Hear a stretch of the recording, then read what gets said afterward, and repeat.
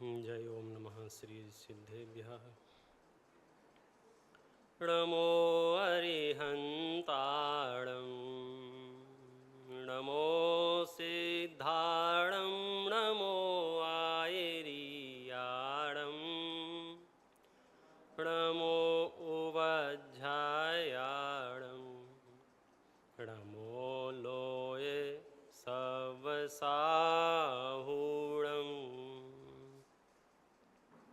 मोक्षमार्गस्य नेतारं भेतारं कर्मभूभृतां ज्ञातारं विश्वतत्त्वानां वन्दे तद्गुणलब्धये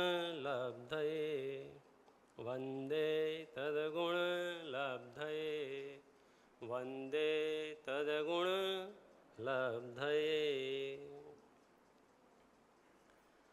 हम और आप सब सच में इस धरती के वे महाभाग्यशाली पुरुष हैं जो इस निकृष्ट काल में भी तीर्थंकर परमात्मा की देशना को सुनने समझने को उद्यत हुए हैं। पूरा विश्व विषय कषायों की आग में झुलस रहा है और हम यहाँ जिन शासन की शीतल छत्र छाया में बैठे हुए हैं। और यदि हम ऐसे सुअवसर में अपना काम कर लेवें तो ये छत्र छाया अनंत काल के लिए अतीन्द्रिय आनंद का झरना झराती रहेगी। अनंत काल के लिए हमें ये श्रुत समाधान कर देगा। आज का हमारा विषय है मेरे हालात और दुर्लभ मनुष्य भाव। हालांकि ये दो विषय थे, तथापि स्लॉट कम थे तो दो को एक कर दिया। तो मैं भी थोड़ा स्पीड से चलूँगा। आप सावधानी रखना, सीट बेल्ट बांध लीजिए, क्योंकि एक बार गाड़ी स्टार्ट हुई तो फिर आप कुछ और नहीं कर पाएंगे। कुछ बहुत बेसिक चर्चाएं होंगी, हो सकता है आपने सुनी हो, आपको पता हो, आपको जानकारी हो। और हम जो स्वाध्याय की परंपरा निर्वाह करते हैं, सच बात यह है हम जानकारियाँ इकट्ठी करने नहीं करते हैं। पूरी दुनिया में जो शिक्षा चलती है वह इंफॉर्मेशन बेस्ड शिक्षा चलती है। जानकारियाँ जितनी ज़्यादा जिसके पास होंगी वह उतना मजबूत व्यक्ति कहलाएगा अपने क्षेत्र का। जैन दर्शन की एक और अपनी विशेषता है कि आपको जानकारियाँ तो होंगी ही, लेकिन बहुत नहीं भी होंगी, लेकिन सही जानकारियाँ होंगी तो भी आप मोक्ष मार्ग में प्रवेश कर सकते हैं। हो सकता है आपको गूढ़ ग्रंथों का अभ्यास ना बन पाता हो सकता है ग्रंथ विशेष की गाथाओं का कोई अर्थ कदाचित ना समझ में आता हो, तो भी प्रयोजन भूत तत्वों के संबंध में यदि आपका सही निर्णय है तो मोक्ष मार्ग में आपका स्वागत है। हम चर्चा प्रारंभ करेंगे यहाँ से कि अनादिकाल से ये जीव इस संसार में परिभ्रमण करता हुआ जिस तिस प्रकार से इस वर्तमान मनुष्य पर्याय में पहुँच गया है। और जहाँ आप खड़े हैं वहाँ का आज का पहला सेंटेंस है जिसे आपको नोट करना है। कागज़ पे करें या ना करें मुझे फ़र्क नहीं पड़ेगा। अपने मन में, अपने मस्तिष्क में, अपने हृदय में इसको आप ज़रूर नोट कर लेवें। इसकी बहुत ज़रूरत पड़ेगी, क्योंकि कई लोग सिर्फ इसलिए वापस नहीं लौटना चाहते हैं, वे कहते हैं अब तो बहुत देर हो गई है, अब तो बहुत दिन हो गए हैं, अब तो हम यहीं रच पच गए हैं, अब तो हमें यही सुहाने लग गया है। हमारा आदर्श वाक्य है इस पूरी शिविर का, पूरे जिन शासन का, कि गलत रास्ते पर कितने ही आगे निकल गए हों, वहाँ से लौट आना चलते रहने से बेहतर है। मुझे नहीं लगता है सीधे साधे वाक्य का अर्थ मुझे बहुत देर तक समझाना पड़े, सिर्फ आपको महसूस करना है। मैं यहाँ तक कहूँगा कि आपके प्राण कंठ में भी आ गए हों और यदि आपके पास अंतर मुहूर्त का भी समय हो तो सम्यक दर्शन लेके जाना। हमने जीवन भर पढ़ा नहीं है, सुना नहीं है, समझा नहीं है, शास्त्रों को हाथ नहीं लगाया है, जिनवाणी को देखा नहीं, कुछ भी हो, आज ये आपको सुअवसर मिल गया है श्रुत को समझने का और श्रुत के माध्यम से स्वयं को समझने का। तो आज हम इसमें अपना पूरा क्या कहना चाहिए, श्रम, शक्ति, ऊर्जा इसमें झोंक दें और अपने आप की उपलब्धि अपने आप को हो जाए, प्राप्ति की प्राप्ति यदि हो जाए तो हमारा मार्ग प्रारंभ हो जाएगा। हमारे जो विषय हैं बहुत कठिन विषय नहीं है, पहले ही पहला सत्र है, उद्घाटन तो उद्घाटन की तरह ही होता है। शुरू में हम बहुत सामान्य सी बातें करेंगे और कुछ ऐसी बातें भी करेंगे, पहले भी मैं कई बार कर चुका होऊंगा, लेकिन फिर भी करूंगा। कुछ उनके लिए कि इतनी बार करने के बावजूद भी उनकी चेहरे में बदलाव नहीं दिखता है, और कुछ उनके लिए जो पहली बार ही सुन रहे होंगे। गति थोड़ी तेज रखूंगा। करें स्टार्ट? अच्छा, पूरी दुनिया में ये बात हम और आप सब अच्छी तरह से समझते हैं, जिन लोगों के लक्ष्य तय हैं, जिन लोगों के गोल फिक्स हैं, जिन लोगों का निर्णय हो गया है कि मुझे यहाँ जाना है, उनके जीवन में कोई कन्फ्यूजन नहीं है, कोई क्वेश्चन नहीं है, कोई परेशानी नहीं है। उनके थोड़े बहुत प्रश्न भी हैं तो इतने हैं, भैया ये रास्ता यहीं जाता है क्या, भैया ये रास्ता यहीं जाता, बस इतना कंफर्म करना है कि मुझे जाना तो फिक्स है मेरा। तो यदि आपका गोल ही तय ना हो तब तो बहुत मुश्किल हो जाएगी, क्योंकि फिर ये संसार बहुत बड़ा है। आप एयरपोर्ट पे उतर गए हैं और आपको नहीं पता है कहाँ जाना है, आपको ज्ञान नहीं है कहाँ जाना है, और आपने गमन करना शुरू कर दिया बिना ज्ञान के, तो वो गमन नहीं होगा, वो भ्रमण होगा। भ्रमण माने भटकाव होगा, भ्रमणा होगी, वो आप भटक जाएंगे। कई बार हमें ये लगता है अब कितना ज्ञान करें, कितना ज्ञान करें, मंजिल पे तो तब पहुंचेंगे ना जब चलेंगे। तो गमन पहले करना चाहिए कि ज्ञान पहले करना चाहिए? और बिना ज्ञान के गमन करेंगे तो क्या क्या हो सकता है। जिन जिन लोगों ने बिना ज्ञान के गमन करना शुरू कर दिया है या कर दिया था, क्या क्या नहीं हुआ है। 11 अंग 9 पूर्व का ज्ञान अर्जन करने के बावजूद भी उसे शुद्धात्मा का ज्ञान नहीं हुआ और मोक्ष मार्ग की यात्रा प्रारंभ कर दी। 9वें ग्रेवेक तक चला जाएगा। तहें तहें चय था वर्तन धरे, यो परिवर्तन पूरे करें। इसलिए बहुत जरूरी है हमारा लक्ष्य तय होना। आखिर आप चाहते क्या हो, आखिर हम चाहते क्या हैं, हम कहाँ जाना चाहते हैं।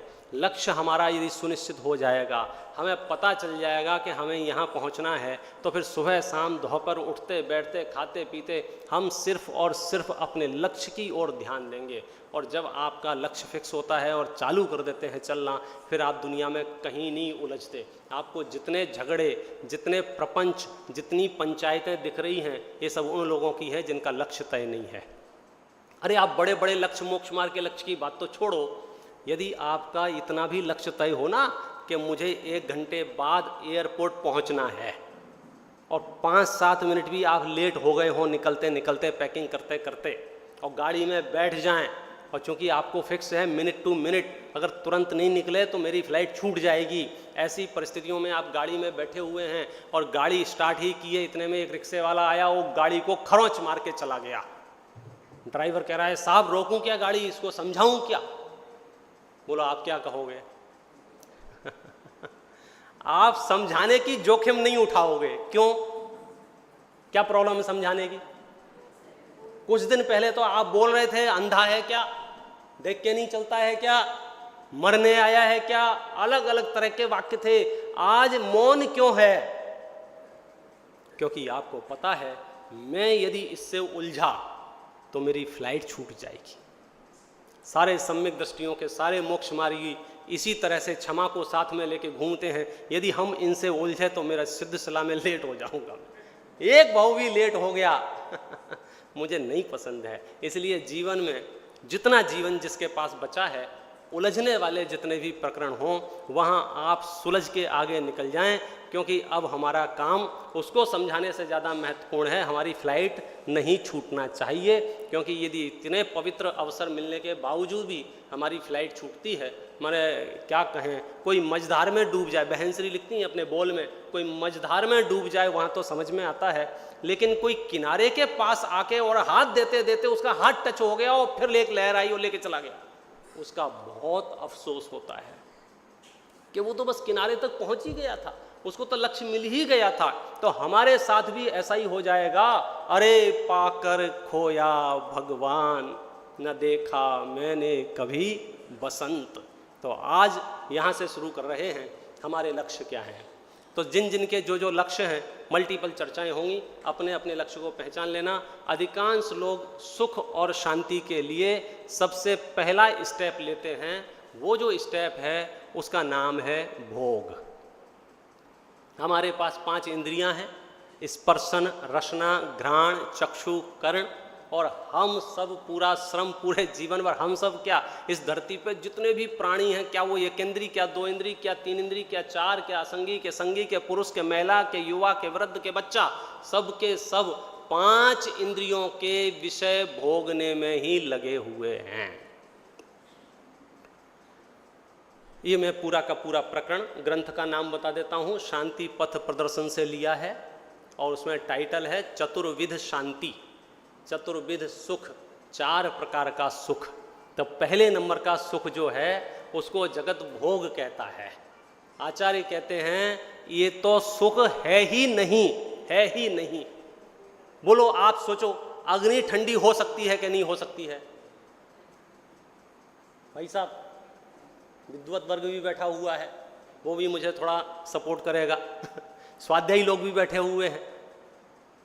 बोलो सुशील जी, अग्नि ठंडी हो सकती है कि नहीं हो सकती है? हो सकती है। हाँ देखो, सुशील जी के बाजू में बैठे हो, कहे हो सकती है। बस अब युद्ध शुरू होगा बोलो भैया, मेरे पाले में कितने लोग हैं? अग्नि ठंडी हो सकती है कि नहीं हो सकती है? कि सब्जी कितने लोग हैं? नहीं हो सकती। भाई साहब, मेजोरिटी हमारे पक्ष में है, सरकार बहुमत से बनाएंगे, आप अपना पक्ष रख सकते हैं, बोलिए। हाँ, पानी डालते रहो तो अग्नि ठंडी हो जाएगी। क्या आइडिया दिया है, कहाँ से पधारे? पानी डालने से आग ठंडी हो जाएगी।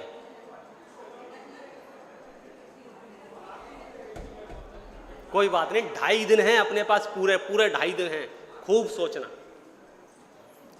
पानी डालने से तो आग बुझ जाएगी, आग गायब हो जाएगी।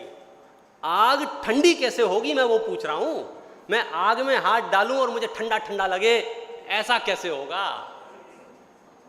पानी डालेंगे तो वो तो आग गई वहां से, अब आग कहाँ है? वहां तो पानी पानी है, राख है, वहां तो जली हुई लकड़ी है वहां। मेरा प्रश्न है, आग ठंडी हो सकती है कि नहीं हो सकती है? चलो भारत की तो नहीं होगी, अमेरिका की, और चाइना तो डुप्लीकेट बहुत माल बनाता है ना, तो चाइना की अग्नि ठंडी हो सकती है कि नहीं हो सकती है? अरे भाई साहब, आग कहते ही उसे हैं जो गर्म हो। आग नाम जो है ना, अग्नि का लक्षण ही उष्णता है। जो ठंडा होगा वो पानी होगा, शीतलता होगी पानी होगी, बर्फ होगी। आग का एक कण भी कहीं विद्यमान होगा वो उष्णता प्रदान करेगा। अग्नि उष्णम स्वयं उष्णम उष्णात अन्यत करोति किम। हाँ, स्वभाव है ना उसका वो। हमने ये बात ज्ञान के संबंध में सुनी है, आत्मा ज्ञानम स्वयं ज्ञानम ज्ञानात अन्यत करोति किम परभावस्य कर्तात्मा व्यवहारो अयम मोह अयम व्यवहारिणाम। ये व्यवहारियों का मोह है भाई।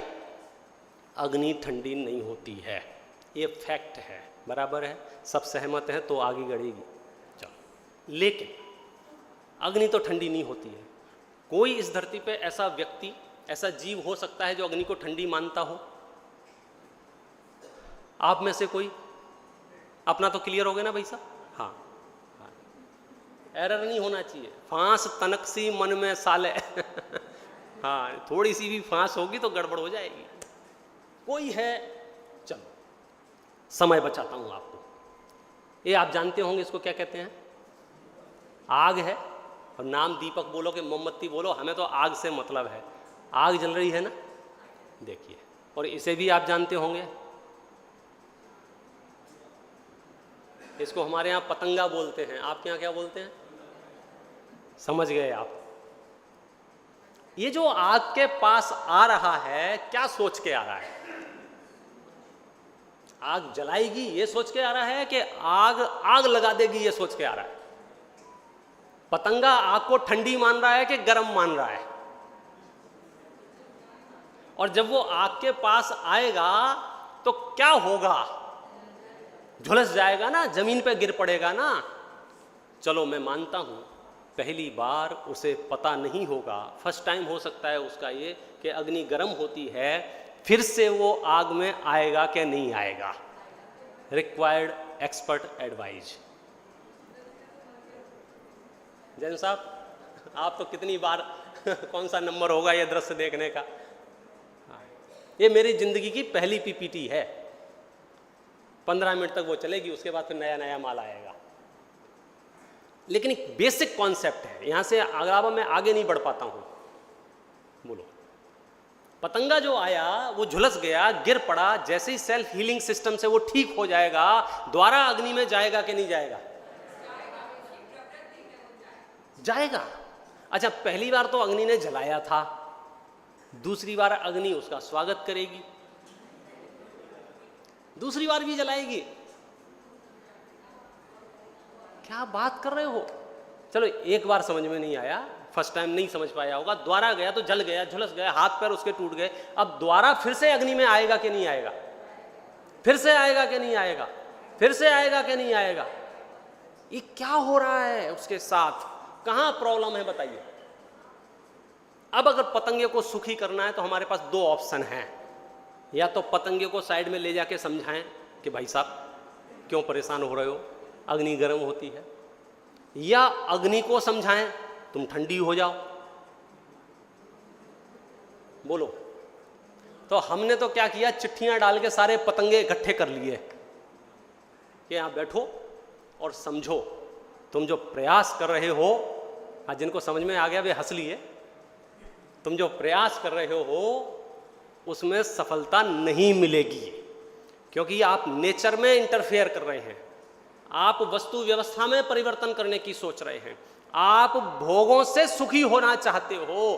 तो आप जैसे ये पतंगा अग्नि का एक भोग भोगने के लिए जाता है लेकिन उसे सुख नहीं मिलता है। पांचों इंद्रियों की यही हालत है। किसी भी प्रकार से आज तक आपने कितने ही प्रकार के भोग ना भोगे हों, बहुत लंबा इसमें व्याख्यान किया जा सकता है, 2-2 ढाई घंटे वर्कशॉप चलाई जा सकती है कि इंद्रियों से सुख मिलता है कि नहीं मिलता है। एक प्यारी सी मूवी भी आएगी, कुछ लोगों ने देखी भी होगी, क्या था नाम उसका? एक चीज मिलेगी वंडरफुल, कोई श्वेतांबर भाई हैं उन लोगों ने बनाई थी, जिन्हें नहीं देखी हो यूट्यूब पे मिल जाएगी। एक चीज मिलेगी वंडरफुल, उसमें बहुत व्यवहारिकता से सिद्ध किया है कि इंद्रिय सुख सुख नहीं है, यानी भोगों में तो सुख है ही नहीं। तो हम यहाँ जो 4 दिन बात करेंगे भोगों की बात नहीं करेंगे, क्योंकि वो तो सुख है ही नहीं। दूसरे तरह का जो सुख है, वो जो सुख है वो थोड़ा सा लाइट है और दुनिया को लगता है कि ये ठीक है। भोगों में तो लगभग सब थोड़ा 5 मिनट भी विचार करेंगे ना, सबको समझ में आ जाएगा कि भोगों में सुख का अंश भी नहीं है। लेकिन भोगों से ऊपर उठ के एक शब्द है जिसको हम कर्तव्य बोलते हैं। जब हम कर्तव्य निर्वाह करते हैं तो हमारे अंदर आनंद का स्रोत बहता है। वर्णी जी ने जो उदाहरण दिया है वही उदाहरण मैं आपके सामने रख देता हूँ। जैसे एक पिता अपनी पुत्री का विवाह करता है तो वो कुछ खाता पीता नहीं है, आजकल के खाने लग गए हैं, पहले तो इतने व्यस्त रहते थे कामों में, एक एक काम उन्हें खुद करना था, तो वो कुछ मतलब विषय भोगों का सेवन कुछ नहीं है वहाँ। लेकिन विदाई होती थी तो आनंद आता था, वो आनंद कर्तव्य का आनंद था। ये पहले वाले से थोड़ा ठीक है, क्यों? क्योंकि इसमें निरपेक्षता है। पहले वाले में तो सापेक्षता है, हम भोगों से कुछ ना कुछ चाहते हैं, कर्तव्य में बहुत ज़्यादा नहीं चाहते हैं, लेकिन कहीं ना कहीं फिर भी थोड़ा सा तो चाहते हैं कि आज मैं बच्चों को पढ़ा रहा हूँ तो हो सकता है बड़े हो गए बच्चे मुझे सपोर्ट करें, आज मैं जिस घर में शादी कर रहा हूँ, हो सकता है ये परिवार मुझे सपोर्ट करे, लेकिन इससे भी एक प्यारा शब्द है जगत में सुख के स्रोत के लिए, उसका नाम है परोपकार। जिन जिन्होंने ये किया होगा वे इसकी फीलिंग ले सकते हैं।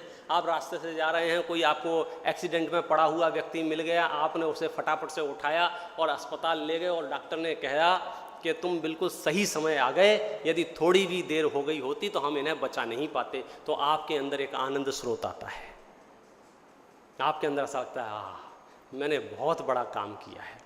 यद्यपि जिसको आपने बचाया आप उसे जानते भी नहीं हैं और बदले में आपको कुछ चाहिए भी नहीं। तो ये 3 तरह के सुख दुनिया में खूब चलते हैं। पहला भोगों का सुख जो सुख नहीं है, दूसरा कर्तव्य का सुख जो बहुत आंशिक रूप से सुख है, तीसरा परोपकार का सुख, ये थोड़ा पहले से अच्छा है। लेकिन हम यहाँ 3 दिन 2.5 दिन इन सुखों की चर्चा करने के लिए, इनके लिए कन्विंस करने के लिए नहीं आए हैं। हम आपसे बात करेंगे चौथे नंबर का सुख जिसे हम आत्मानुभूति कहते हैं। बस इसकी एक वीकनेस ये है कि यहाँ दृश्य दिखाने के लिए मेरे पास कोई एग्जाम्पल नहीं है। ये तो जिन खोजा तिन पाइया, ये तो जो रम गए उन्हें पता चल गया। तो ये जो चौथे नंबर का सुख है, आत्मानुभूति वाला सुख, हम इस सुख की ओर आगे बढ़ेंगे। लेकिन उसके लिए हमें थोड़ी सी बात करनी पड़ेगी कि हम आज की तारीख में मेरी क्या परिस्थिति है। तो ये पूरा 3 लोक है। 3 लोक में हम लगभग 250, 300, 350 देशों के बीच में रहते हैं और वहाँ मुख्य रूप से गतियाँ हालांकि 4 हैं, लेकिन 2 गतियों से हमारा बहुत पाला पड़ता है, एक मनुष्य गति से और एक त्रियंच गति से। ये दृश्य जो दिख रहा है आपको त्रियंच गति का दिख रहा है। मैंने तो कितने से लाऊं, यहाँ पर जीव बहुत प्रकार के होते हैं, समुद्रों में होते हैं, आसमान में होते हैं, धरती पर होते हैं। ये लगभग एक जैसे दिखते हैं क्योंकि इनका कोई ड्रेस कोड नहीं होता है। दूसरी तरह के जीव ये हैं मनुष्य गति के, जिनको हम देख रहे थे। तो ये 2 तरह के प्राणी हैं यहाँ, मनुष्य गति के जीव और त्रियंच गति के जीव। 5 मिनट इस पर चर्चा करेंगे कि इनमें ज़्यादा होशियार कौन है।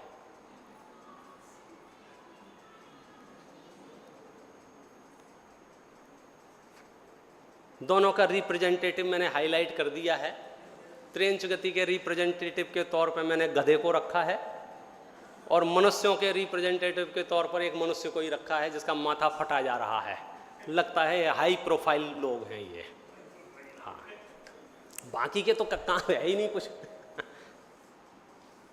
अब देखना, हमारी बुद्धि और हमारा मन ये कहता है हम ब्रिलियंट हैं, हम होशियार हैं, हम समझदार हैं। लेकिन जब प्रैक्टिकल बात करते हैं तो कभी कभी आश्चर्य होता है। मैं आपसे पूछता हूं, आपने कभी सुना किसी गधे का दिमाग खराब हो गया, पहाड़ पे गया और छलांग लगा दी, सुसाइड कर ली? लेकिन मनुष्य गति में ऐसे ढेरों गधे मिल जाएंगे आपको, रोज 5 अखबार में छपते हैं। वो आपके मोहल्ले के, मेरे यहां छपते हैं, मेरे मोहल्ले के। क्या बात कर रहे हैं? गधे के सामने आपको जीवन भर में बहुत बेसिक सा प्रश्न पूछता हूं, सबसे पूछता रहता हूं, फिर पूछता हूं, गधा सुबह उठेगा, बोलो ब्रेकफास्ट में क्या खाएगा? घास। अच्छा, लंच में क्या खाएगा? घास। डिनर में क्या खाएगा? घास। संडे को, मंडे को, ट्यूसडे को, एवरीडे। अच्छा, मैं आपसे पूछता हूं, बोर नहीं होता क्या? नहीं। बोले ये वाला सॉफ्टवेयर हमने ही स्पेशल डलवाया है। सुबह तो ये खाया था, कल ही तो ये खाया था। आप समझ रहे हो इसका मतलब क्या है? वो पूरे जंगल में छोड़ दो, उसकी हेल्थ के लिए सबसे बेस्ट घास जो होगी वो उसे चुनेगा और खा लेगा। आप उसके सामने कुछ भी रखो, उसे फर्क नहीं पड़ता है। हमारी बुद्धि इतनी घट गई है कि हम कहीं भी जाएंगे पहले लाइन लगा के समेट के लाएंगे, लाने के बाद फिर दूसरे, ये क्या है, ये कहाँ था, ये तो काउंटर मुझे दिखाई नहीं। बोले अरे उसकी तुझे जरूरत है क्या नहीं है, उससे मुझे कोई लेना देना नहीं है। तो मेरे मन में एक जिज्ञासा आई और वो जिज्ञासा सामान्य सी इतनी सीधे, मैंने एक गधे को बुलाया इंटरव्यू के लिए और मैंने पूछा, मुझे ये बताओ भाई साहब, आपके मम्मी पापा हैं नहीं हैं? मतलब उस तरह से नहीं है जैसे हमारे यहाँ पढ़ो पढ़ो पढ़ो, पढ़ाई होमवर्क नहीं कराते हैं, स्कूल नहीं भेजते हैं, आप मंदिर नहीं जाते, मस्जिद नहीं जाते, गुरुद्वारे नहीं जाते, चर्च नहीं जाते, आप स्कूल में पढ़ाई नहीं की है आपने, मतलब सीधा सीधा कहना चाहता हूँ, कोई आपको बात बताने वाला नहीं है, कोई आपको गाइड करने वाला नहीं है, फिर भी आप इतने ब्रिलियंट कैसे हैं? उसने जो बात कही वो बहुत मजबूत बात कही। उसने कहा पंडित जी साहब, आप भले ही देश विदेश में प्रवचन करते हो, लेकिन मैं जो बात कह रहा हूँ वो नोट करो। मैंने यहाँ बोले ये ठीक बात है, हमारा दुर्भाग्य है कि हमें कोई गाइड करने वाला नहीं है, लेकिन भगवान का लाख लाख शुक्र है हमें कोई मिसगाइड करने वाला भी नहीं है।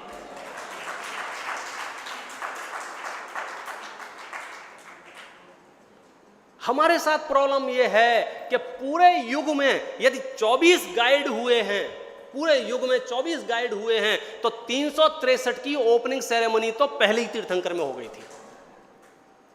अब आप समझ लो रेशो कितना भयानक है। एक मार्ग बताने वाला है और 363 अपोजिशन में खड़े हैं, वहां मत जाना, वो गलत बता रहे हैं, वो तुम्हें लूट लेंगे, वो तुम्हें बर्बाद कर देंगे, उनके पास कुछ नहीं है, उनके पास तो खुद ही कुछ नहीं है, तुम्हें क्या दे देंगे, आओ हम तुम्हें नोट देंगे, पैसा देंगे, फलाना देंगे, ठिकाना देंगे। क्या बात कर रहे? आज भी आपको लगे ऐसे, आप देखो ना, व्हाट्सएप खोलो या अखबार खोलो, कितने मैसेज, कितने जितने भी ये होर्डिंग लगे हैं, ये सारे के सारे होर्डिंग आपको गाइड करने के लिए नहीं लगे हैं। ये जितने भी सेमिनार हो रहे हैं देश में, ये सारे के सारे आपको गाइड करने के लिए नहीं हो रहे हैं। आप घर से बाहर निकले और बड़ी गाड़ी का फोटो लगा है और आपकी नजर उसमें पड़ गई, आप गाइड नहीं हो रहे हो, आप मिसगाइड हो रहे हो। आपने बड़ा घर देखा और आपकी होर्डिंग पे नजर पड़ गई, एमआई से ले लो, लोन से ले लो, फलाना ठिकाना, आप गाइड नहीं हुए हैं, आप मिसगाइड हो गए हैं। और हमें नहीं पड़ता है हम कब मिसगाइड होते जाते हैं। मैं आपके घर पे भोजन करने आया और जैसे ही आपके नरम सोफे के ऊपर बैठा, ऐसा तो होना चाहिए, हो गए मिसगाइड, हो गए। आपके वस्त्राभूषण देखा और यहां आप कोई कंपनी का नाम लिखे घूम रहे थे, कपड़े तो उसी ब्रांड के अच्छे लगते हैं, हो गए मिसगाइड, आपको पता ही नहीं चला। ये तो बहुत स्थूल बात बताई है। आप सुबह से उठ के शाम तक मेरे जीवन में ऐसा क्यों हो रहा है, कहीं मेरे घर का वास्तु गड़बड़ तो नहीं है, कहीं कोई तंत्र मंत्र वाला मिल जाए, कहीं कोई चमत्कार वाला मिल जाए। एक मिसगाइड होने की इतनी लंबी लिस्ट है जिसकी आप कल्पना नहीं कर सकते। वो तो भला हो इनके जैसे पढ़े लिखे लोग उस जमाने में नहीं होते, शांति थी। नहीं तो 14 जैसे ही रामचंद्र जी को राज्याभिषेक हुआ, अगले दिन वनवास हो गया, तो 14 साल के लिए हो गया। अगर होते तो क्या कहते, दशरथ जी ने अपना घर वास्तु से नहीं बनवाया, नहीं तो क्यों प्रॉब्लम आती उनकी लाइफ में। या जो शादी की थी ना रामचंद्र जी ने, कुंडली नहीं देखी होगी। आप कल्पना कर सकते हो कितनी तरह की बीमारियां लिए घूम रहे हो। हमारा सौभाग्य है कि अब हमें जिन श्रुत मिल गया है, एक सूत्रीय कार्यक्रम है, जिस प्रकार से मुझे सम्यक दर्शन ज्ञान चारित्र के द्वारा मोक्ष मार्ग की उपलब्धि करनी है। इसलिए हम बहुत उलझे बिना मैं ये सब आगे बढ़ा रहा हूँ, क्योंकि समय बहुत स्पीड से चलता है, हमसे तेज चलता है। थोड़ी से और मैं आपको एक रफ आइडिया देता हूँ कि दुनिया में कितनी तरह की कितनी चीज़ें हैं। मैं सारी चीज़ें जहाँ के भी नहीं दिखा सकता हूँ, सिर्फ सिंबॉलिक कुछ दिखाऊंगा और आपको थोड़ा बहुत तो आइडिया लगेगा कि संपूर्ण विश्व की जो जीव राशि है कहाँ कहाँ किस किस तरह से कैसे जीवन यापन कर रही है। ये मेरे हालातों की बात चल रही है कि मैंने इन हालातों में भी घर बनाए हैं, खुद ही की लार से खुद का घर बनाया है। आप कल्पना कर सकते हो सर्प का साइज, सर्प की ताकत, सर्प का पावर, सर्प को देखते ही आप कितने भयभीत हो जाते हैं। और ऐसे सर्प को एक मकड़ी अपने जाल में फंसा लेती है और जीवन भर का भोजन का इंतजाम उसका हो जाता है। हमारी कल्पना से परे है ये दुनिया। ये तो कुछ कुछ हमको दिख जाता है। एक मकड़ी के जाल में इतना बड़ा सर्प फंस गया और जीवन भर फंसा रहेगा जब तक उसके प्राण ना निकल जाएंगे। और किसने फंसाया है? मकड़ी ने। एक गिलास पानी गिर जाए तो वहां मर जाए वो, लेकिन कर्म सिद्धांत की सूक्ष्मता में जब आप जाएंगे तो आपको ये नज़ारा बहुत सहज लगने लग जाएगा। क्या नहीं हो रहा है, कितने तरह के लोग हैं, कितनी तरह की उनकी प्रवृत्तियां हैं, कितनी क्रूरताएं हैं। जब किसी जीव को पका पका के खाते हैं तो महसूस नहीं होता है, लेकिन वो जीव उसे काटने लग जाए तो ऐसा लगता है दुनिया पलट गई। मतलब उसने एक अंश काटा तो ऐसा लगता है अनर्थ हो रहा है, अनर्थ हो रहा है, अनर्थ हो रहा है। हम ये दृश्य बहुत देर तक देख भी नहीं पाते हैं, हमारा इतना करुणामयी है। लेकिन एक नज़ारा इसलिए बता रहा हूँ कि हम नहीं कल्पना कर सकते। जैसे जंगल का राजा शेर कहते हो, वो लड़ते लड़ते उसकी टांग टूट जाती है और जिससे लड़ रहा था उसका सींग उसके पैर में घुस जाता है। ये पूरी दुनिया का बहुत छोटा सा अंश है। मैं चाह के भी पूरी दुनिया नहीं दिखा सकता हूँ। पूरी दुनिया देखना हो तो जैन दर्शन का पंच परावर्तन का प्रकरण पढ़ेंगे तो आपको एक एक गति और एक एक गति का विचार आएगा। कहाँ कहाँ किन हालातों में मनुष्य गति के हालात देखो आप। चिड़िया, कौआ, बिल्ली, कॉकरोच, मक्खी जहाँ जहाँ रहे वहाँ वहाँ हमने दिन रात मेहनत की घर बनाने में, खाना इकट्ठा करने में, ये सब। और मनुष्य बन के भी अगर वही हरकतें कर रहे हो तो प्लीज़ आप रिवाइज कीजिए। कोई दम नहीं है फिर मनुष्य में और इनमें कुछ अंतर नहीं दिखता है। हम जिन परिस्थितियों में हैं, एक सेकंड में समाचार बदल जाते हैं। ये रोज हो रहा है, ये रोज हो रहा है, ये रोज हो रहा है। बाढ़ आ रही है, कुछ अच्छा बाहर कुछ नहीं हो रहा है तो हमारे अंदर हमारा इतना दिमाग गर्म हो रहा है क्या पूछो मत।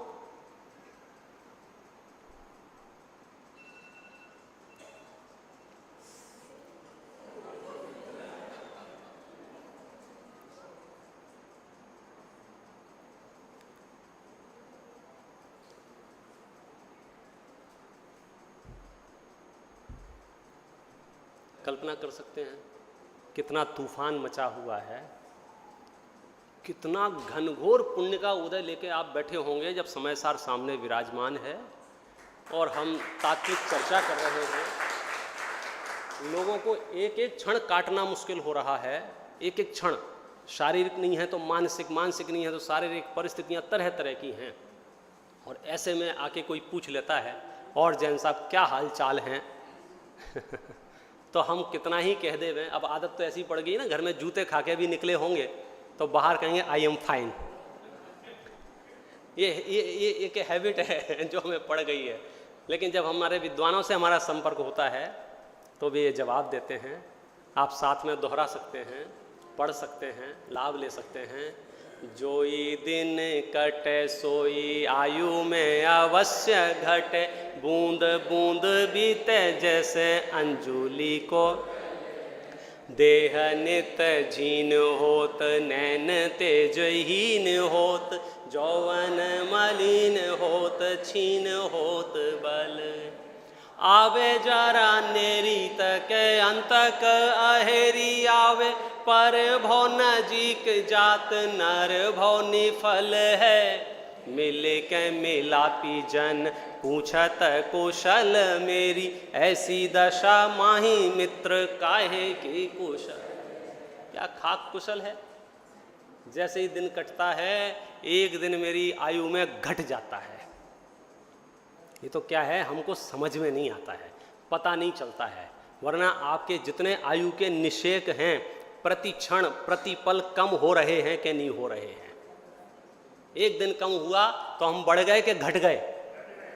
अब वो अलग बात है, आप बाढ़ दिवस मनाते हैं हमारे महाराष्ट्र में तो बाढ़ दिवस, बाढ़ नहीं वो घाट दिवस है। गए काम से तुम, एक साल और कम, एक साल और कम। जो ही दिन कटे सोई आयु में अवश्य घटे, बूंद बूंद बीते जैसे अंजुली को जल है।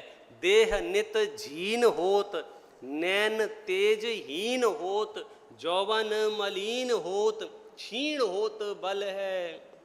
आवे जरा नेरी, बुढ़ापा दौड़ते हुए पास आ रहा है, दौड़ते हुए पास आ रहा है। वो क्या, खुद की शकल खुद को दिखती नहीं ना, पता नहीं चलता है। वो तो सुबह सुबह कंघी करते हैं तो दिखते हैं अच्छा इतने सफ़ेद हो गए। हाँ तो एडवाइजर कहते हैं एक काम करो तुम काले करा लो इनको तो तुम्हें पता नहीं चलेगा। अच्छा ये एक बात बताओ, हमें पता नहीं चलेगा तो हम बूढ़े होंगे कि नहीं होंगे? कार की डेंटिंग पेंटिंग करा ले हुए अपन, 50 साल 30 साल पुरानी कार हो तो उसका इंजन कैसा होगा। अब काले बाल पहन करके और कोट पहन के अगर जलेबियां और समझो समोसे और कचौड़ियां दबा लेंगे तो किडनी क्या कहेंगी। जय जिनेंद्र। क्यों? आप धोखा किसको दे सकते हो? खुद को, दूसरों को नहीं दे सकते हो। बुढ़ापा पास में आ रहा है, तके अंतक अहेरी, और मृत्यु रूपी शिकारी तक रहा है। जैसे उसका दाव लगा तुरंत टिकट कट जाएगा। पर भव नजीक, अगला भव नजदीक दिख रहा है। जात नर भव निफल है, और ये मनुष्य पर्याय निरर्थक जाती हुई दिख रही है। क्या बात कर रहे हो, आपने इतनी बड़ी बिल्डिंगें बना दी हैं, 5 माले का घर बना लिया है और इतने करोड़ की फैक्ट्रियां चला रही, ये सब निरर्थक हैं। ढेर घूरे का ढेर हो जाएगा, आपको पता नहीं चलेगा। ऐसी स्थितियों में मिल के मिलापी जन पूछत कुशल मेरी, ऐसी दशा माही मित्र काहे की कुशल है। क्या कुशलता है। सच बात यह है, ये सिर्फ इस बात के लिए चर्चा की गई है कि पास्ट में जो हुआ सो हुआ। आज के बाद एक एक दिन, एक एक घड़ी, एक एक मिनट उपयोग करने जैसी है। भूधरदास जी का तो पूरा शतक ही पढ़ने जैसा है। आप जितना पढ़ोगे आपका वैराग्य पुष्ट होगा। एक इसी से मिलता जुलता छंद है। काहू घर पुत्र जायो, काहू के वियोग आयो, काहू राग रंग काहू रो आराई करी है। जहाँ भानु उगत उछाह गीत गान देखे, सांझ समय ताई थान हाय हाय परी है। ऐसी जग रीति को न देख भय भीत होय, हाहा नर मूढ़ तेरी मति कोने हरी है। मानुष जन्म पाए सोवत विहाय जाए, खोवत करोड़न की एक एक घड़ी है। हम उपलब्धियां समझ रहे हैं, हम अचीवमेंट समझ रहे हैं, हम अवार्ड ले रहे हैं कि हमने इतने बड़े काम कर दिए हैं। ये पर्याय निकल गई तो बहुत मुश्किल हो जाएगी। इसलिए मेरे हालात कुछ ठीक नहीं हैं, लेकिन मैं सारे हालातों को ठीक कर सकता हूं, ऐसा तत्व हूं। इसलिए हालात कैसे भी हों, मैं अपने हालात सुधारने के लिए तत्पर हो जाऊं, तैयार हो जाऊं। इस मंगल भावना से अभी की बात।